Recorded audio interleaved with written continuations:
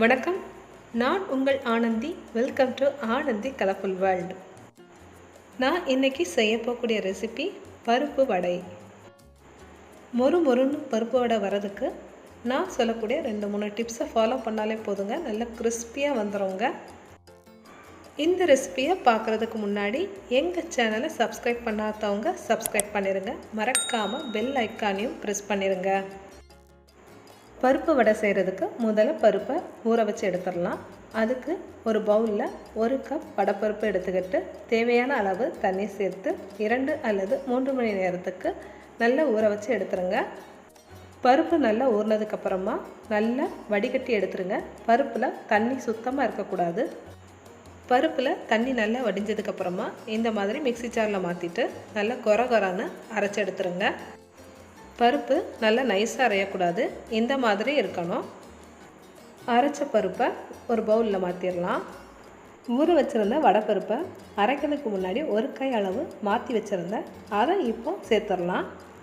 இந்த மாதிரி முழு பருப்பு சேர்க்குறதுனால சாப்பிடும்போது இன்னும் சுவையாக இருக்கும். ஒரு பெரிய வெங்காயத்தை பொடிதாக நறுக்கி இது கூட சேர்த்துடலாம். காரத்துக்கு ஏற்ற மாதிரி பச்சை மிளகாய் சேர்த்துருங்க. 1/2 டீஸ்பூன் பெருஞ்சீரகம், 1 டீஸ்பூன் மிளகாய்த்தூள், தேவையான அளவு உப்பு, எல்லாத்தையும் நல்லா கலந்து விட்டுறலாம். 2 டேபிள் ஸ்பூன் கறிவேப்பிலை நல்லா அழுத்தி பிசைஞ்சு எடுத்துடலாம். நல்லா அழுத்தி பிசைஞ்சதுக்கப்புறமா இந்த மாதிரி உருட்டி எடுத்துருங்க. நல்லா உருட்டினதுக்கப்புறமா உள்ளங்கையில் வச்சு லேசாக அழுத்தி விடுங்க. அடுத்து அப்படியே எண்ணெயில் போட்டு பொரிச்சு எடுத்துடலாம். ஒரு கடாயில் ரிஃபைண்ட் ஆயில் 1/2 லிட்டர் சேர்த்த பிறகு எண்ணெய் நல்லா சூடானதுக்கப்புறமா ஏற்கனவே ரெடி பண்ணி வச்சுருந்த உருண்டைகளை உள்ளங்கையில் வச்சு தட்டையாக்கி இந்த மாதிரி ஒன்றா எண்ணெயில் சேர்த்துருங்க.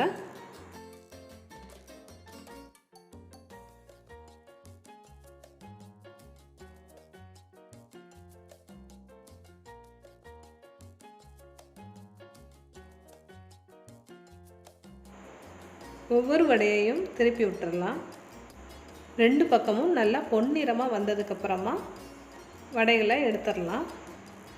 வடைகள் எல்லாம் நல்லா கலர் சேஞ்ச் ஆகிடுச்சு, இனி எடுத்துடலாம். நல்லா மொறுன்னு பருப்பு வடை சூப்பராக ரெடி ஆகிடுச்சு. பருப்பு வடை செய்கிறதுக்கு முன்னாடி இந்த 3 டிப்ஸை ஃபாலோ பண்ணுங்கள். முதல் டிப்ஸ் கடைகளில் பருப்பு வாங்கும்போது வடைப்பருப்பு அல்லது பட்டாணி பருப்புன்னு கேட்டு வாங்குங்க. கடலை பருப்பை விட இந்த வடைப்பருப்பும் பட்டாணி பருப்பும் நல்ல சுவையாக இருக்கும். 2வது டிப்ஸ், பருப்பு அரைக்கிறதுக்கு முன்னாடி தண்ணி நல்லா வடிகட்டிடணும். அரைக்கும்போது தண்ணி சேர்த்து அரைக்கக்கூடாது, நல்லா கொரன்னு அரைச்சி எடுக்கணும். அப்போ தான் வடை நல்லா கிறிஸ்பியாக இருக்கும். 3வது டிப்ஸ், எண்ணெய் நல்லா சூடானதுக்கப்புறமா தான் உருட்டி வச்சுருந்த வடைகளை தட்டி சேர்க்கணும். அடுப்பு மீடியம் ஃப்ளேம்லேயே இருக்கணும். மொறுன்னு பருப்பு வடை சூப்பராக ரெடி ஆகிடுச்சு.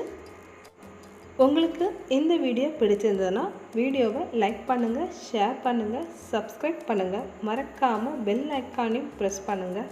தேங்க்யூ. கீப் வாட்சிங்.